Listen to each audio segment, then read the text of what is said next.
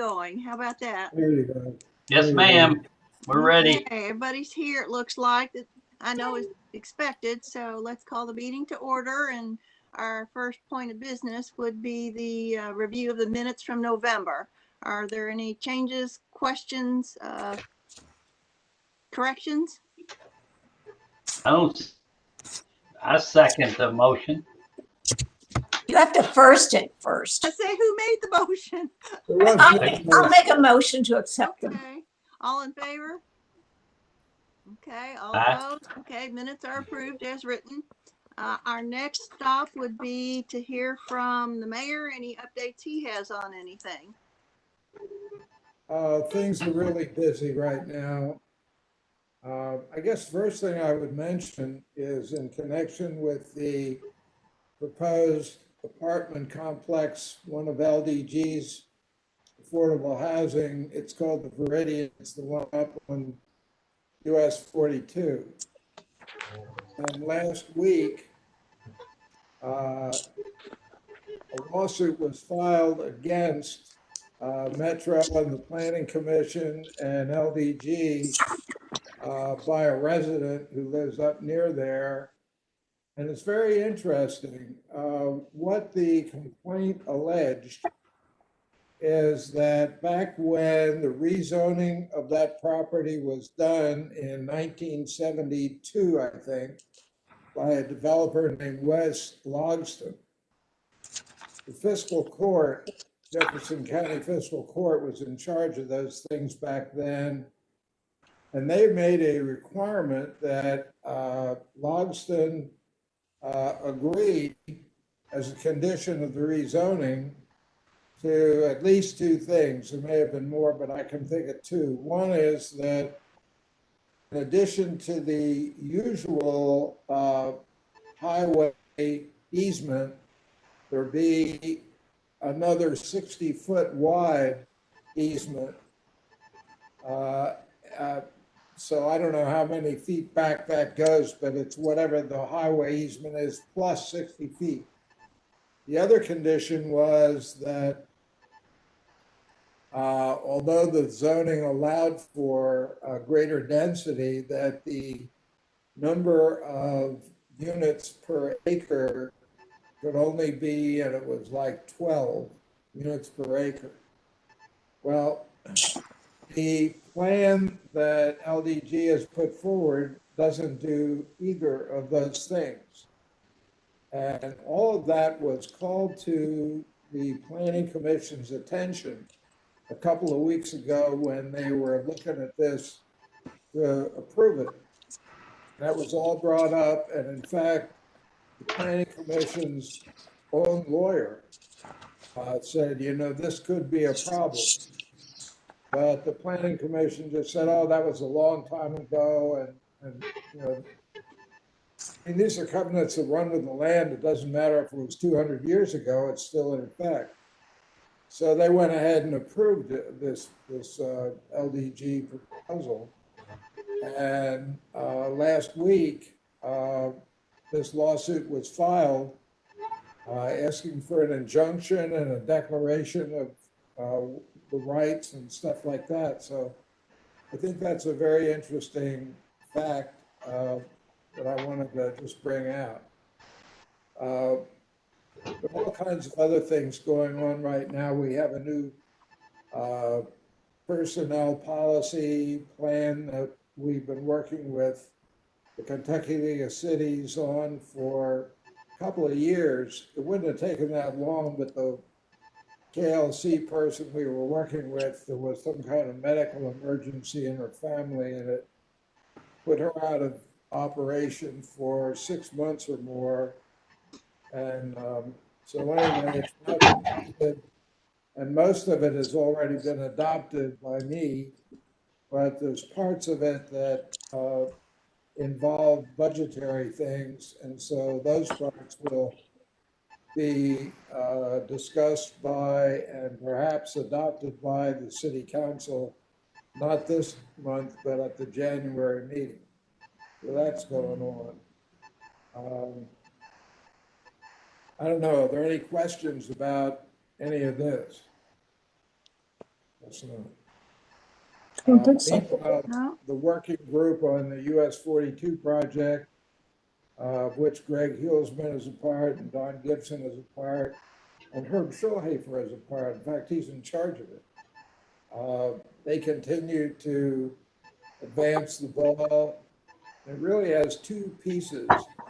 It started back more than a year ago when Greg Hulsman was over in Simpsonville, and at Light Prospect, they have a major highway that runs right through the center of town.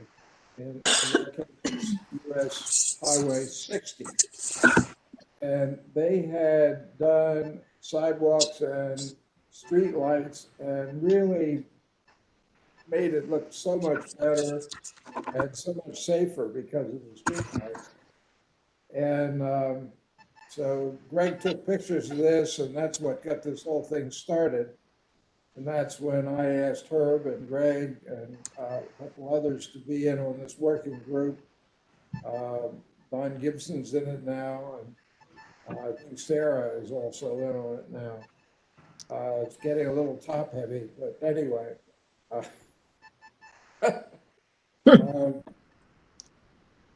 And I said, it seems to me at least that it's now divided into two parts.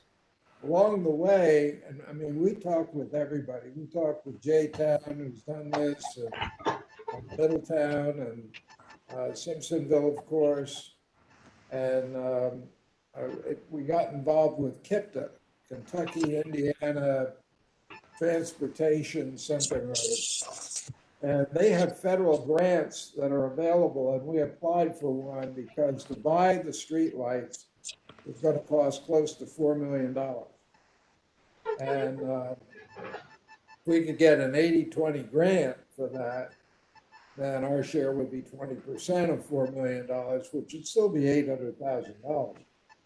But depending on how many we did and how much we bid off at the time, well, we didn't get that grant. There were 10 applicants and they granted 7 and we were number 8. So what they gave us instead was a grant for a safety study of US 42. And we're in the process of trying to get that going. That's going to require council approval, probably also in January and February. And that would be a study of everything that could be done to improve safety on US 42. But that's going to take at least 2, maybe 3 years to get that all done. And in the meantime, what we're looking at is the possibility of having the streetlights put in by LG&E. And the problem there is that we want LED lights. And the offerings from them of LED lights right now are very small. I think there are 2, neither of which we like. But later in 2021, maybe in the fall, we don't know exactly, a light that we do like, the style of, we understand from them will become available in LED lighting. So we're looking at the possibility in next year's budget, which starts next July, of moving forward with that and getting streetlights throughout Prospect along US 42, attractive streetlights. Not talking about the overhead Cobra guys that they have up at the Gene Snyder. So that's going on. I think I'll stop there, unless anybody has any other questions. No, okay. I have something to add to the agenda that might be appropriate now, and then we can move on to Andrea. We've had a couple of suggestions come in from residents and through Sarah Odell about the Forestation tree list. And our list, the history goes back to the Kentucky Department of Forestry as the source for these recommended trees. And the question that I believe Sarah received was, why are there not more native trees on there? And are we not focusing on those native species? And, that's something that's, I think a valid question and something we can look into. But I know with some natives, some of the newer varieties are preferences by people. They've been developed to be hardier. And in some cases, the natives have suffered greatly because of lack of disease resistance, what have you. So I think that's something we'll try to learn more about and see if our list needs to be reviewed in any way based on that thinking. And I know, Andrea, you're certainly the one to really tell us a little bit more about native trees and what's Sure. good, what's bad. Sure. Did you want to talk about that now then? Sure. And then we can get your update. Okay. Well, sure. I'm a big proponent of native trees. And we have planted quite a few native trees in the city over the last several years. Not exclusively. The thing you have to think about and remember about native trees is that they need to be planted. They perform best in the environments. Okay, so pin oaks, for instance, are an example of a tree that probably everybody's familiar with. They typically grow in moist, well drained, low pH soils, and in their native environment, sometimes along stream banks and things like that. But over the years in housing development and new subdivisions, starting back in the 50s and 60s, pin oaks were widely used as, the two trees that every developer planted in front of their homes. And then we were finding back in the 80s and 90s that these pin oaks, some 20 to 30 years later, were declining as they got larger. And it was primarily due to the fact that the soil pH was so high in the clay soils that they were planted in. So basically, native trees have their place, but so do some of the newer varieties of trees. And the main reason is that when you go to, it's the soils that we're talking about.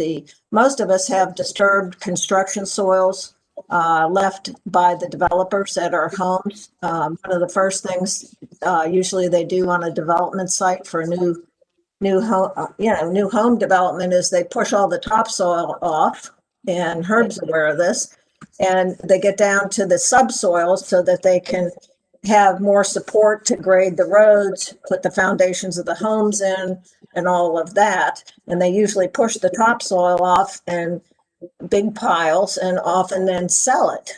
You would think they would go back and use it to regrade, to finish grade, but most often they don't do that.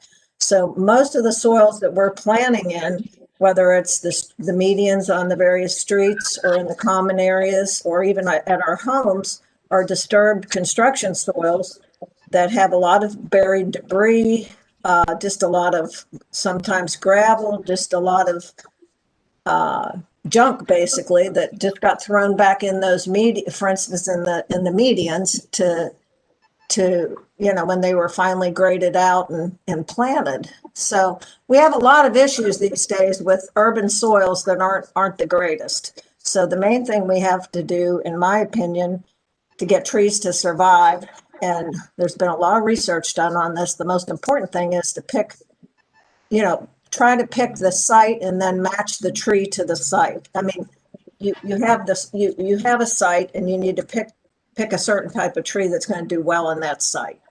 And so, you guys have planted lots of native trees from some of the maples. We planted redbuds, sycamores, bald cypress, swamp white oaks, service berries. There have been a lot planted down at Harrods Creek Park, and we've been planting them in other areas as well, both in Innisbrook and on the Hunting Creek Drive and so forth. So basically, there's definitely a place for native trees. The thing to remember is that we don't always have the right site to put the native tree in, so it will do well. A lot of the native trees get very large, like some of the big oaks, tulip poplars, trying to think of some other native trees, but they get too large for some of the areas that we need to plant trees. So the good thing is that over the last 20 to 30 years, there have been a lot of new cultivars of some of these native trees that have been developed that have superior characteristics, and they perform better.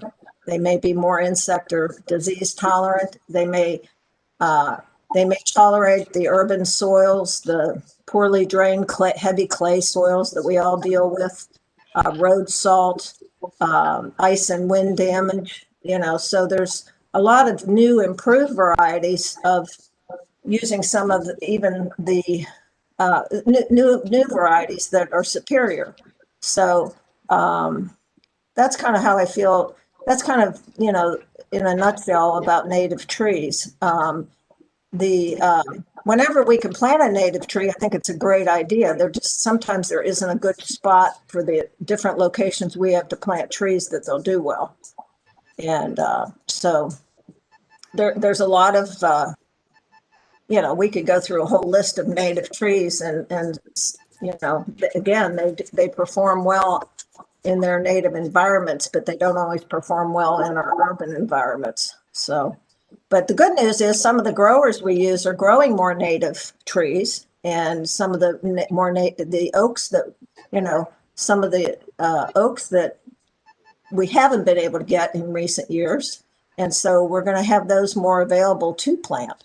And so that would always be an option if it will work in a specific area, like for instance, the trees were planted on Hunting Creek Drive up by Riding Ridge.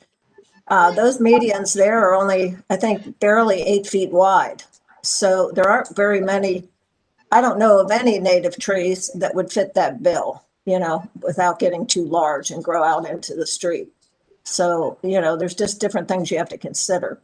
We're, as you are spending taxpayers' money to plant trees. So we want them to be low maintenance, and we want them to have good disease and insect resistance. We want them to be able to do well in the conditions we're planting them in. And so there's a lot of other factors we have to, figure in before selecting which tree should go where. So it's a question of planting the right tree in the right place. So, but, we can look over, I think the city list was initially done by like you said, the Kentucky Division of Forestry or the State Forester or whatever. That was before, I was associated with Prospect. And I revised it a little bit in 2016, I think, but we could take another look at it. The question on that list is, do you want every native tree that would ever grow in Kentucky on it, or do you want it to be a list of trees that homeowners can get? Because not all native trees are available in the trade, easily available. So I think when I revised it, I may have taken a few back off, just knowing that people wouldn't be able to get them.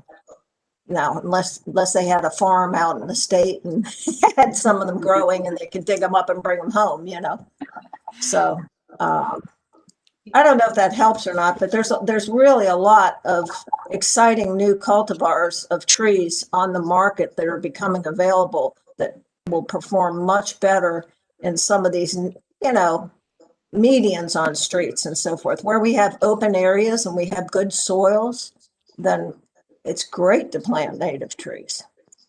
And you've been doing that. So you have quite a few native trees planted, not all, but quite a few. I think the key that you brought out and made very clear to all of us is that, the plants are changing, matching the soil and the species are critical to success, and that's what we want to see. So hopefully this has been very educational for all of us, and we can continue the discussion. And as far as just putting trees on the list that people can't get, I'm not sure that makes sense, but maybe there's a way to add a note to the list. If there's another native or a species they're interested in, they submit that selection to Forestation for review, and we go from there. If they can actually find something out in the woods that they have access to that they want. Right. Yeah, yeah. Well, just to close up, since I was the one who had forwarded those comments on, I think that, so thank you, Andrea, for kind of going over those pieces. I think the updating the tree list was kind of the second piece of the person's concern in terms of like native trees. So you explained that piece. And then I think it would be great, you know, to me, you're right. I don't see a reason to keep all the natives, mainly because I'm sure that our area is probably more specific than the entire state of Kentucky of what would grow Right. specifically here. So I like the idea of your list being educational, sort of in a way for our residents, which it sounds like, you know, Linda and Lee, the rest of your all's board kind of likes that too. So that part makes sense to me. But I do think that resident would kind of appreciate, just like you said, Andrea, you don't mind taking a peek and kind of going, are there those new varieties? Because I'm no expert. She had, you know, there was a mention of, there's been a lot, I guess, of research and interest in native species and the things that they do, and the new cultivators for those things Mhm. to really push things back into those environments. And so I'm sure she'd appreciate, you know, that look at it and kind of, hey, what are the new things that could be on there and stuff like that. So I'm sure that would be appreciated. Yeah. And Okay. maybe another aspect would be to add to our list that, you know, what the thought behind using natives and where and why, just so it's not like we're not choosing them. We want them to succeed with whatever we do plant, and it's their money at work. Andrea, do we need to keep in mind climate change? Yeah, there is the some of the experts at the University of Kentucky, that the professors and so forth in arboriculture, you know, that study trees all the time and do a lot of research are, I mean, I've been to some conferences with them and some others that are talking about, we're seeing some changes in the type of trees that are probably going to survive here with we're getting warmer temperatures and it seems like milder winters, and started, you know, back in 2018 and a good portion of 2019, we had a lot of extra rainfall. I think 2018 broke lots of records for rainfall. Yeah. And that's going to impact the type of trees that over time, you know, over the next 30, 50 years are going to do well here. And I mean, we know that trees, for instance, take Norway maples. It's not a tree we see very often around here, but there's one called Crimson King that gets a burgundy foliage. Maybe some of you are familiar with.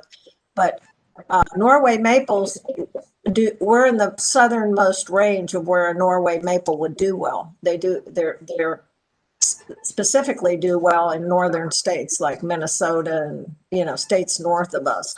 And so it does, you know, and there's other trees like that that we know that in Kentucky we might be in the southernmost range and still be able to plant it, but if a particular tree doesn't do well. So it makes sense that if we are getting, trees are going to have to be able to adapt to some of these changes in the climate. And so there's a lot of research starting to be done on that. And some species we're going to find are just not going to do well here over time. And others are going to hang in there. And we're going to find out they're the ones that down the road are going to be the best trees, you know, to keep planting. So it's ever changing, you know.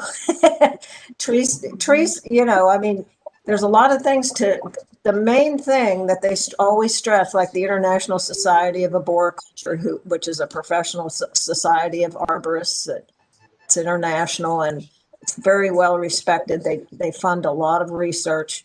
And the main thing about planting a tree is, you know, examining the site, the environmental conditions, the soils, how well drained they are, you know, how much is it going to get sun, you know, what the exposure is, just all the things about this that goes into the site. Is it a tree that's going to be under automatic irrigation? Is it going to, you know, is it going to be a hot, dry site where it's typically going to be growing or what? And examine that site and then make a good decision of fitting a particular tree species that will do well in that site. And that's the trick, you know, because a lot of times we just want to go out and plant a bunch of trees. And the other thing is we want to keep planting a mix of trees. So we don't run into like we did with the ash trees, the emerald ash borer came through and took out, just hundreds of trees, thousands and millions of trees, I guess. So, Well, I also like the idea of planting trees that would feed the birds.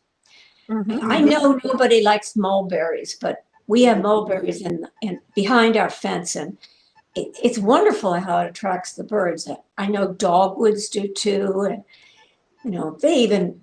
they go to just about everything. But the ones with the larger berries and fruits are, to my mind, You just have to be careful where you cite them.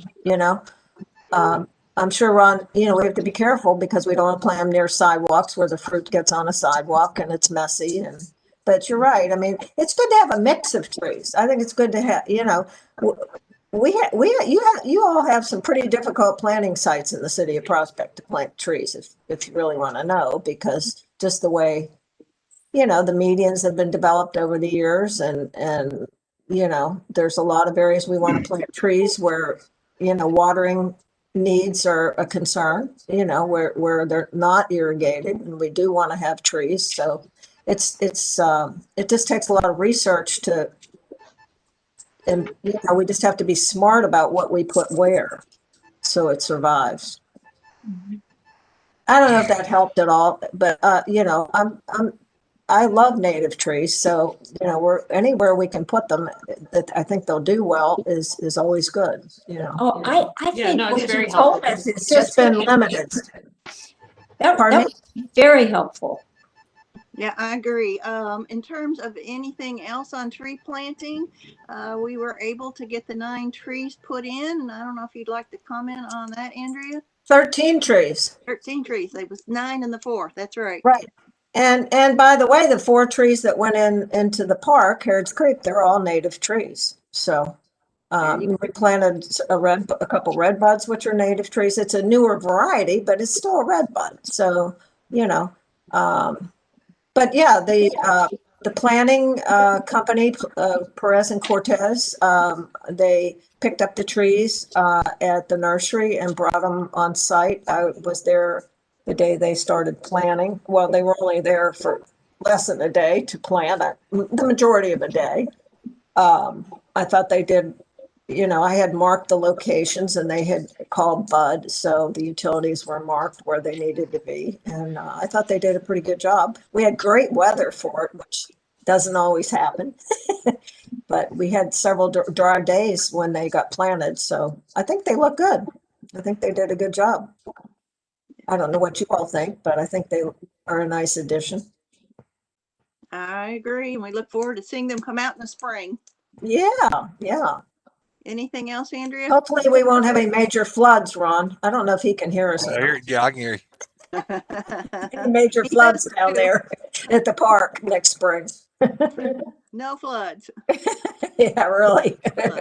Okay. Yeah, it's pretty much guaranteed, but How much I can flood? always hope. How much flood? Less is better in this case. Just a quick look at some of the problem trees that we've discussed in the past that I think are still on the list. I'm not sure. Lee's not here with the paperwork to say, but we know there is that spruce tree on Hunting Creek Drive that's in that first island where all the Christmas lights are that's not doing well. There's been another one that's down on the golf course that is not looking well to keep an eye on.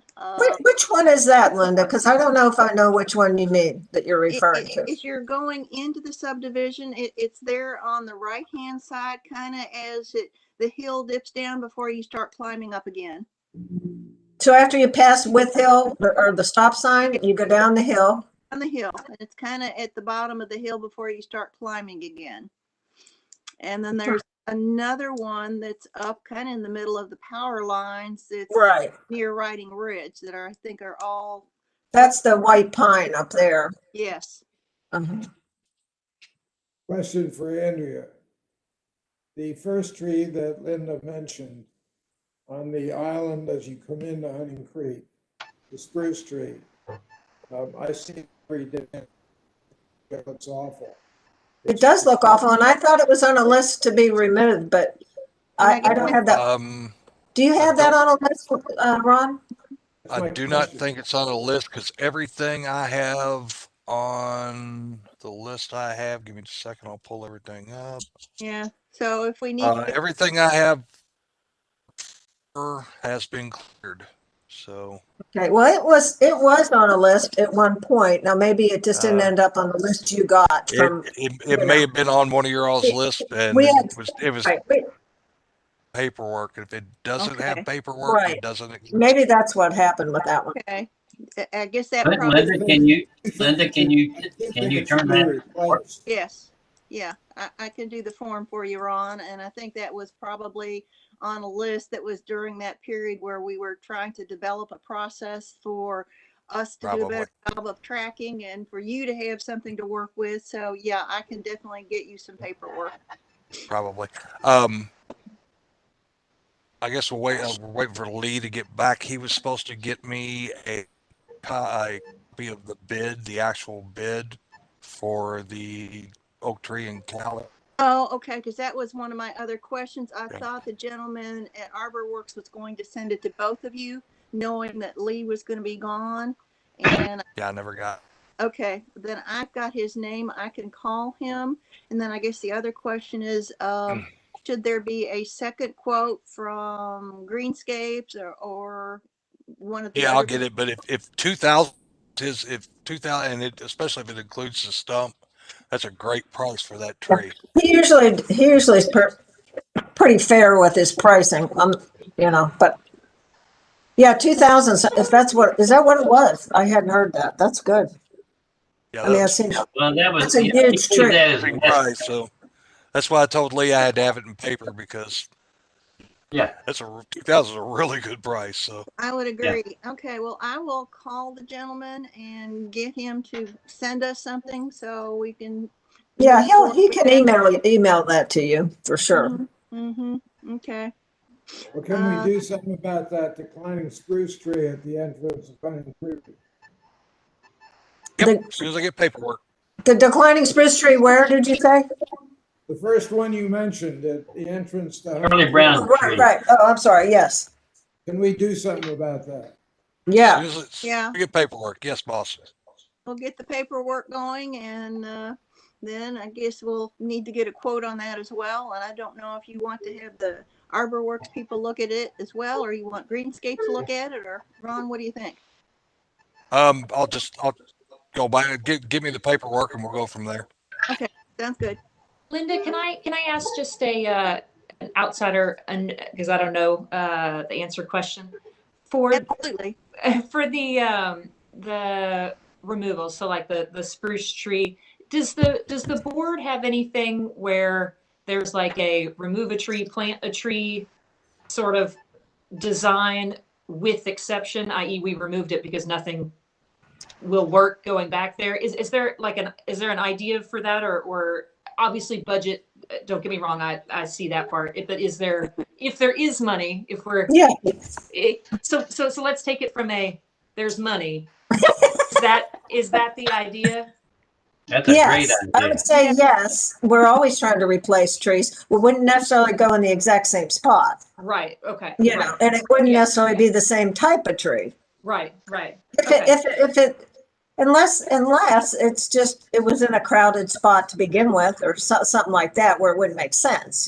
Okay. Is that something, this, again, this is me, just Sarah asking in general, is that something that potentially when you guys do your council updates that you'd be able to put in there if you remove something and if there's not an intent to put something back there, that, hey, there is a real good reason that isn't budget, but then like, hey, with money, there will be a replacement. I need money. Is that helpful or not helpful, or? In the past, we have taken time to go out to the public spaces to look for opportunities to plant trees.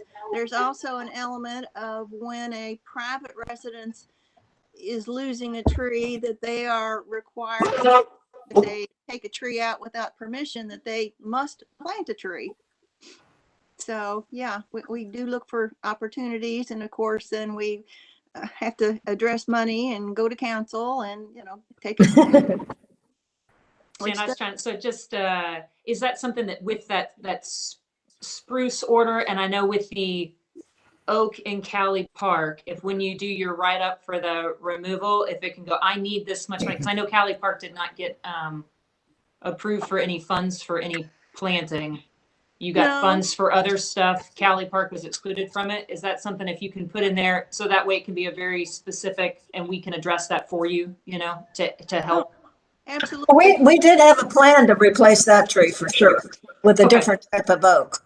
Yeah, you had in there for some, there was a note in there about all of Cali Park, and so that may be a future discussion. I just wanted to, if I can help you all along the way, that's what I'm trying to And do. it could be with It's a good Cali idea. Park. You address the oak loss and maybe go from there as people are comfortable with it. I don't know. There's some options to talk about for sure. Yeah. Throw that in. Yeah, put a dollar value to something on that report, so we can try to be as proactive and helpful as possible, if it's okay with you all. Sure.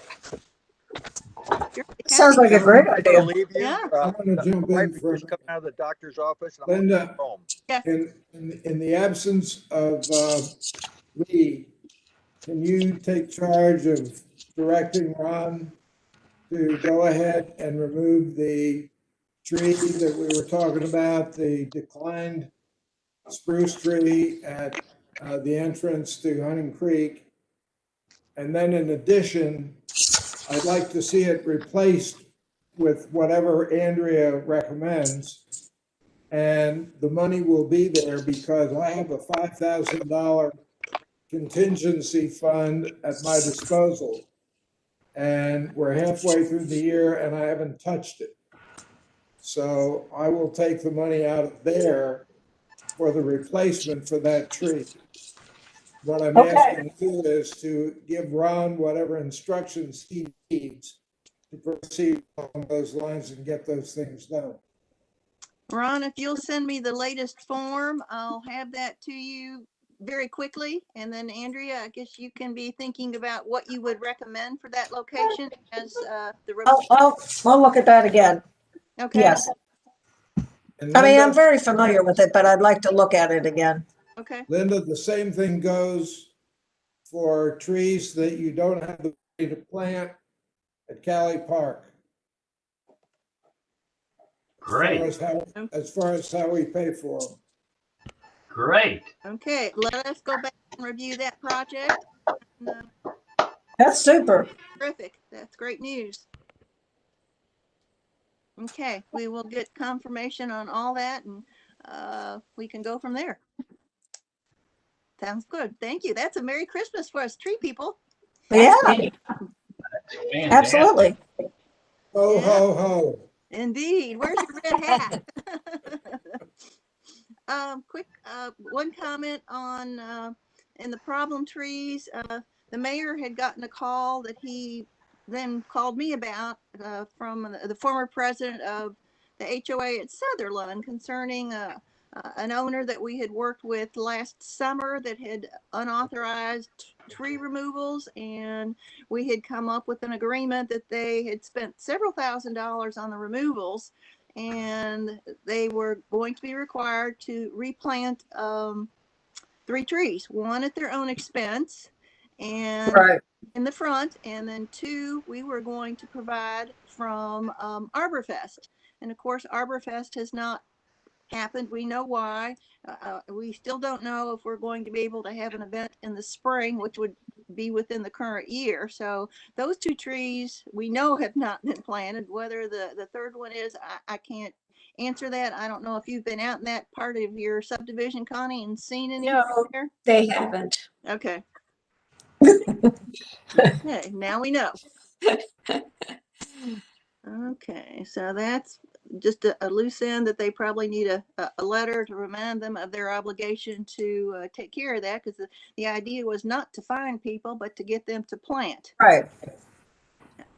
Okay, and we've got our to-dos on Cali.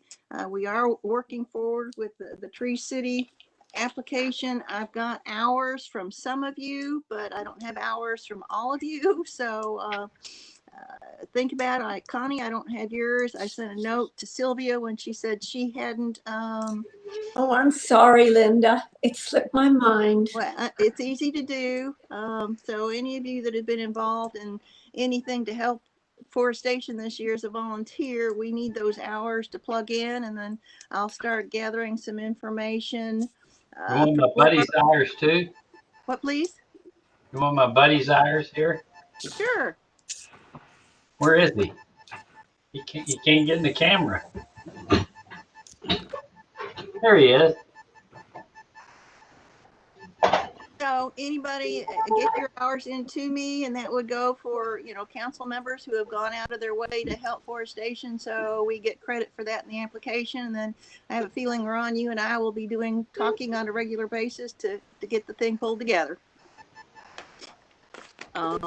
Otherwise, I've got a date for our next meeting in January. I'm not sure exactly when Lee gets back and whether he's back for I that. think he's back by then. Okay, so that would be the date he would have put out for everybody, and that'd be January 12th, and we'll go with 2:00 if that still seems to be working for everybody. Sounds great. Sounds good. That's Okay. fine. Is there anything else anybody wants to bring up for our meeting? Fantastic meeting.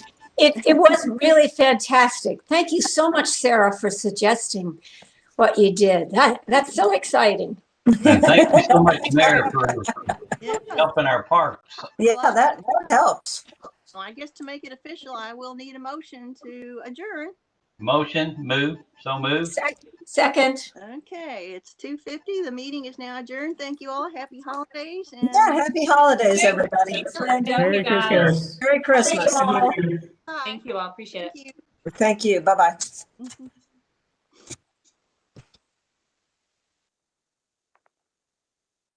Hey, you're on.